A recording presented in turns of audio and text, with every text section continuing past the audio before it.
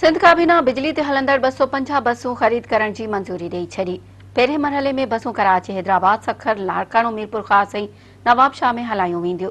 काबीना आशिरे ज़क़्वात क़ानून 2011 में तरमीम जी बि मंज़ूरी ॾेई छॾी। वॾे वज़ीर मुराद अली शाह जी सदारत हेठि इजलास में सिंध काबीना बिजली ते हलंदड़ 250 बसूं ख़रीद करण जी मंज़ूरी ॾेई छॾी। पहिरें मरहले में बसुनि खे कराची, हैदराबाद, सखर, लाड़कानो, मीरपुर ख़ास ऐं नवाबशाह में हलायूं वेंदियूं। बसूं पीपुल्स बस सर्विस प्रोजेक्ट तहत ख़रीद कयूं वेंदियूं। प्रोजेक्ट 8 बिलियन रुपयनि जो आहे। काबीना ट्रांसपोर्ट वारे खाते के प्रोजेक्ट ते जल्द अमल करण जी हिदायत कई। काबीना अशरे ज़क़्वात क़ानून 2011 में तरमीम जी बि मंज़ूरी ॾेई छॾी।